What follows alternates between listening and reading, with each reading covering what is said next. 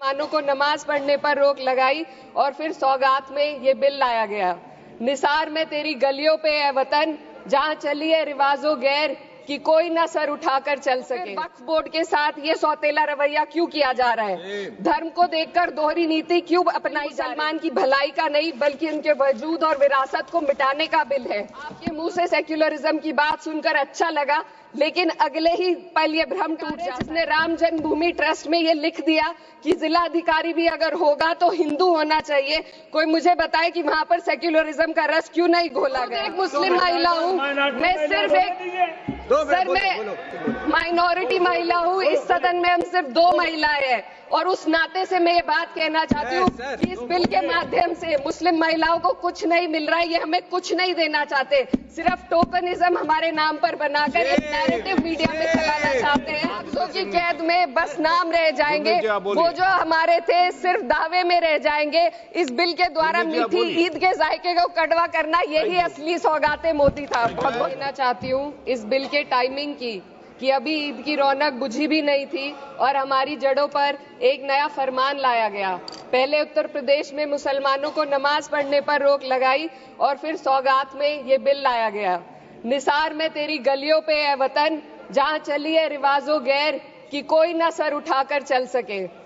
मैं सभापति जी आपको ये बताना चाहती हूँ कि ईद के मौके पर एक विधवा महिला अपनी लड़की के साथ मेरे पास आई और उसने बताया कि वह एक वक्फ की प्रॉपर्टी में रहती है, वही उसके सर पर छत का काम भी करती है और उसकी रोजी रोटी भी वहीं से आती है। वो इस बिल को लेकर इतनी फिक्रमंद थी कि कहीं उससे वो उसकी संपत्ति ना छीन ली जाए। वो अकेली एक ऐसी महिला नहीं है, ऐसे लाखों लोग हैं जो वक्फ की गरीब महिलाएं जो वक्फ की संपत्ति से अपना रोजगार चला रहे हैं। और ये जो वक्फ बाय यूजर क्लॉज के हटाने से लाखों वक्फ की जायदाद अपना स्टेटस खो देंगी और लाखों लोग इसी तरीके के लोग सड़कों पर आ जाएंगे। वक्फ क्या है? वक्फ बाय यूजर क्या है?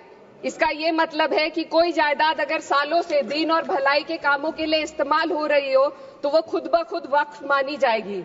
हिंदुस्तान की अदालतों ने भी इस बात को तस्लीम किया है। वक्फ बाय यूजर सिर्फ वक्फ बोर्ड को ही मिली कोई खास सौगात नहीं है, ये बल्कि सभी अन्य धार्मिक ट्रस्टों को परंपरा और यूज के आधार पर बिना किसी डॉक्यूमेंटेशन के धार्मिक चरित्र को डिक्लेयर करने का राइट मिला हुआ है।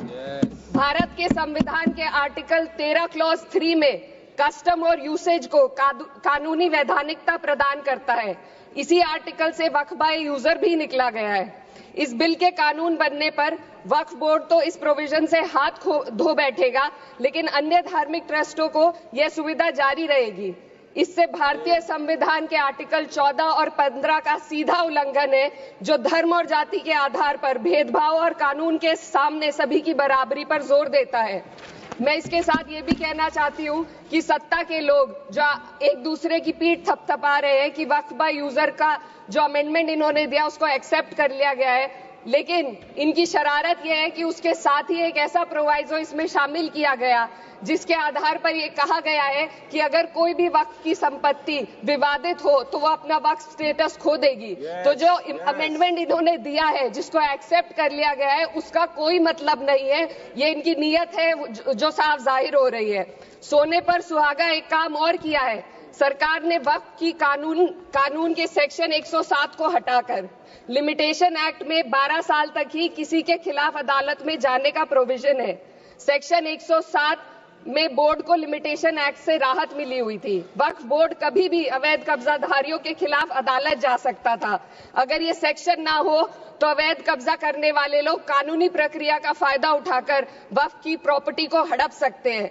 अन्य धार्मिक ट्रस्टों पर भी ये लिमिटेशन एक्ट लागू नहीं होती, तो फिर वक्फ बोर्ड के साथ ये सौतेला रवैया क्यों किया जा रहा है? धर्म को देखकर दोहरी नीति क्यों अपनाई जा रही है? सेक्शन 107 और वक्फ बाय यूजर को अगर एक साथ पढ़ा जाए तो इससे लाखों वक्फ की प्रॉपर्टी पर कब्जा किया जाएगा। इसलिए ये बिल मुसलमान की भलाई का नहीं बल्कि उनके वजूद और विरासत को मिटाने का बिल है। हिंदुस्तान में बहुत सारे धार्मिक ट्रस्ट हैं जिसमें उस खास मजहब के लोग शामिल होते हैं और उसका इंतजाम करते हैं, और ये बात समझ में आने वाली भी है क्योंकि जो व्यक्ति अपने मजहब के रीति रिवाज को जितना अच्छे से समझ सकता है, किसी अन्य मजहब का व्यक्ति नहीं समझ सकता। आर्टिकल 26 क्लॉज 2 के तहत धार्मिक संप्रदायों को अपने मजहबी इदारों के एडमिनिस्ट्रेशन का हक देता है, लेकिन वक्फ बोर्ड के बारे में इसको उल्टा किया जा। Sir 2 minute sir please 2 minutes. सरकार इसे एक सेक्युलर बॉडी मान रही है और इसमें गैर मुस्लिमों को शामिल करने की बात कह रही है।